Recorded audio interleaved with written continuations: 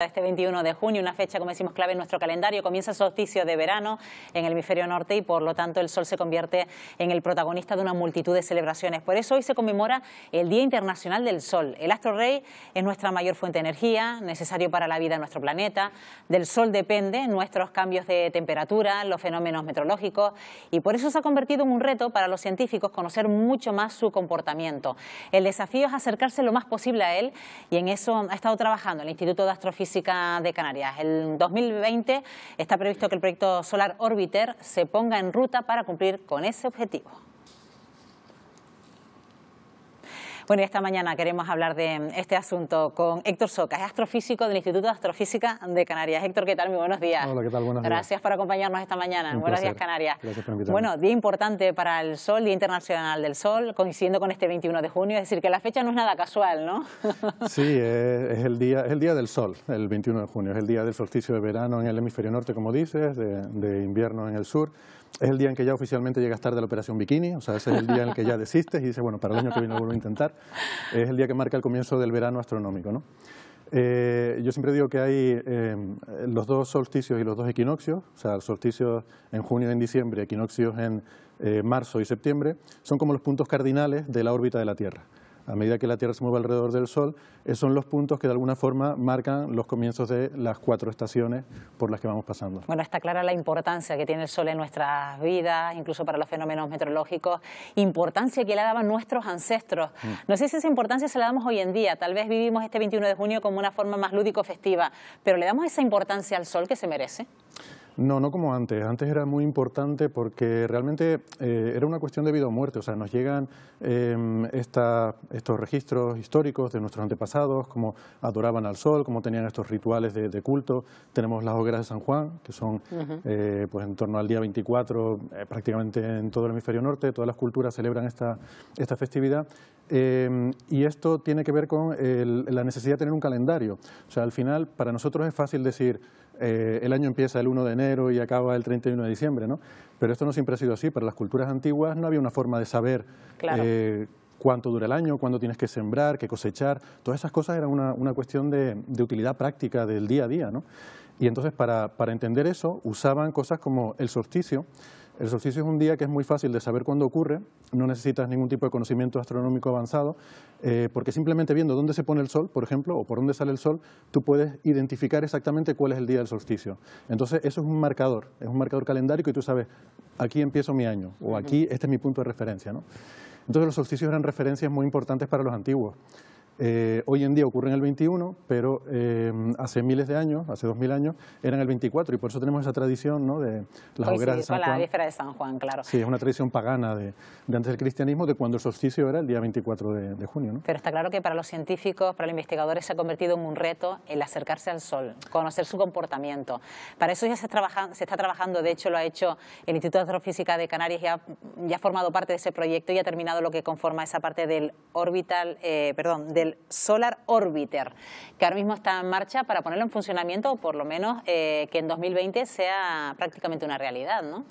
Sí, el Solar Orbiter es una sonda que su objetivo es acercarse al Sol y que se espera que se lance en febrero de 2020 y en la que, pues sí, el Instituto de Astrofísica de Canarias es una de las instituciones que ha participado, ¿no? Estas grandes misiones espaciales normalmente son colaboraciones internacionales muy grandes en las que participan muchos países, muchas instituciones y nosotros, bueno, pues teníamos nuestro paquete de trabajo, nuestro encargo, que ya en diciembre se terminó y se entregó.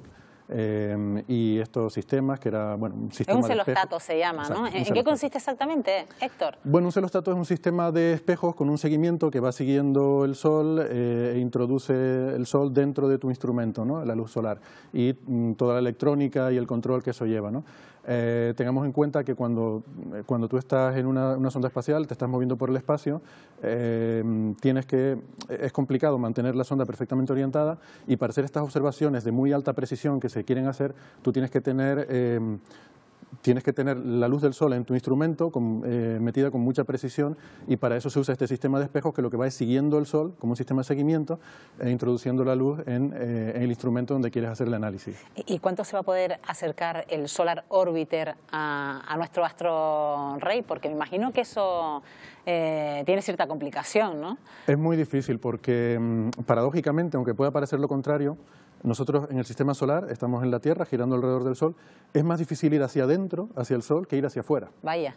Entonces, y eso tiene que ver con que la Tierra ya lleva una velocidad. La Tierra se mueve muy rápido, ¿no? A unos 30 kilómetros por segundo alrededor del Sol. Entonces, si tú quieres caer hacia adentro, tienes que quitarte esa velocidad, y no tenemos cohetes suficientemente potentes para hacer eso.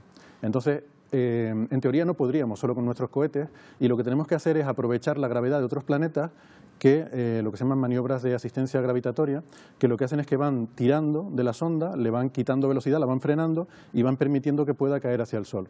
Entonces, Solar Orbiter va a hacer varias pasadas, encuentros cercanos con Venus y con la Tierra, que están calculados de forma que la trayectoria se irá cerrando cada vez más para que pueda entrar en una órbita, que va a ser una órbita muy elíptica. Se va a acercar algo así como a 0,28, llamamos unidades astronómicas, es decir, un tercio de la distancia a la que está la Tierra. Y esto va a tardar como 3 años y medio en llegar a esa órbita final. O sea que el proceso es complicado, no es simplemente lanzarlo y ya está, sino luego después del lanzamiento va a haber que pasar un tiempo hasta que la sonda consiga ponerse en la trayectoria correcta. No me quiero imaginar las altas temperaturas que tiene que soportar la instrumentación, toda la tecnología que va dentro de este proyecto, Héctor. Esa es una parte importante del reto, lo que se llama el diseñar los escudos térmicos, los escudos que protegen la sonda del calor, de la radiación, y sobre todo la diferencia de temperatura. O sea, lo más difícil no es tanto lo caliente que va a estar, sino que la cara que da al sol va a estar muy caliente, pero la cara que da hacia afuera va a estar muy fría. Y gestionar esas diferencias de temperatura desde el punto de vista de la ingeniería es muy complicado. O sea, todas estas misiones, una misión espacial siempre supone un reto tecnológico nuevo que hay que resolver. Y entonces, no solo hay una ganancia científica de lo que aprendemos, sino también de ingeniería. Los ingenieros aprenden a hacer cosas que antes no se sabía. Cada misión espacial lleva un avance en ingeniería también. ¿Y el Sol tiene una cara oculta como también la tiene la Luna? Que también es digna de conocer. Sí, lo que pasa es que la Luna tiene una característica, que es que su movimiento está acoplado con el de la Tierra, entonces la Luna siempre nos da la misma cara. La Luna gira alrededor de la Tierra al mismo tiempo que rota sobre sí misma, entonces siempre nos va dando la misma cara, ¿vale?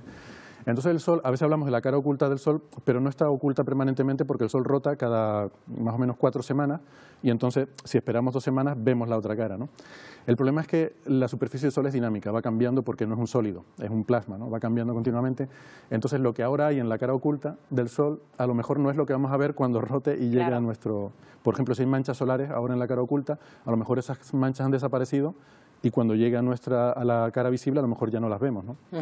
Hablamos de un proyecto que se pondrá en marcha en el año 2020, pero todavía tendremos que esperar 2 años más, Héctor, para poder ver las primeras imágenes que nos lleguen del Sol. ¿Qué información nos van a dar todas esas imágenes? ¿Manchas solares, tormentas solares?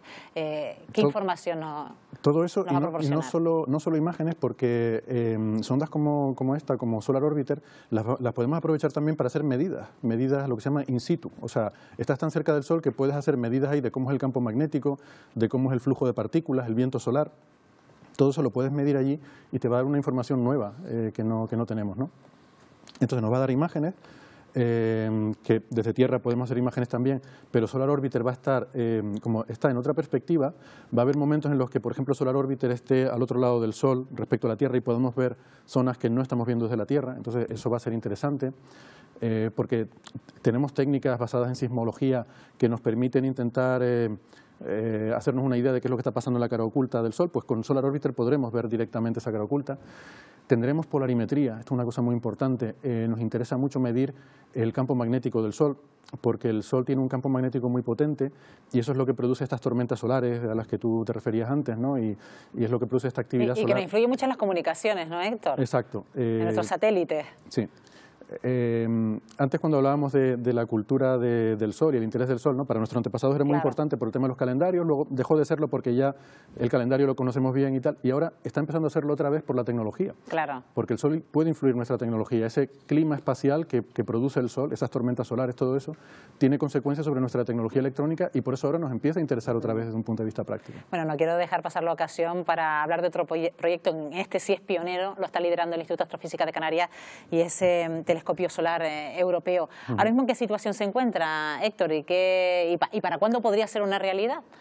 Bueno, pues el Telescopio Solar Europeo es un proyecto a nivel de toda Europa, ¿no? Como su nombre indica, y es muy interesante porque es un proyecto que estamos liderando aquí en Canarias, el Instituto de Astrofísica de Canarias, que llevamos desde 2008 prácticamente trabajando en este proyecto, y se trata de aunar fuerzas de toda Europa, todos los grupos de investigación en física solar de Europa, para construir el telescopio que queremos, ¿no? El telescopio que ahora mismo nos gustaría tener a todos. Y entonces, bueno, ahora mismo es un proyecto que después de un montón de trabajo para pasar a esta fase de diseño preliminar, de definición científica, pues hace 2 años recibió ya el sello de la Unión Europea de ser incluido. Hay una lista que se llama la lista ESFRI, que es la lista en la que la Unión Europea de las instalaciones científicas que considera prioritarias, ¿no? Y entonces ahora el Telescopio Solar Europeo está incluido en esa lista desde hace 2 años y eso significa que es uno de los proyectos prioritarios para la Unión Europea y ha supuesto un espaldarazo muy grande, y ahora se está en la fase de diseño detallado, o sea, de diseñar con un nivel de detalle ya muy grande, o sea, saber qué tornillo va en cada sitio, este telescopio y, por ejemplo, cosas como decidir dónde se va a construir, porque sabemos que se va a hacer en Canarias, pero todavía se está estudiando si sería más conveniente en Tenerife o en La Palma.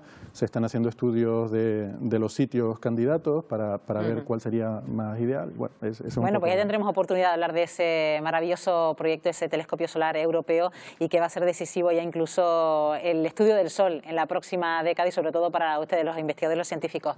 Héctor Soca, gracias por habernos acompañado esta mañana. Buenos días, Canarias. Gracias, un placer. Bueno, pues la verdad que interesante este día que además hemos dedicado al Sol, porque es el Día Internacional del Sol, este 21 de junio, Marta. Coincidiendo con el solsticio de verano. Gracias. Hasta ahora, Marta. Hasta ahora.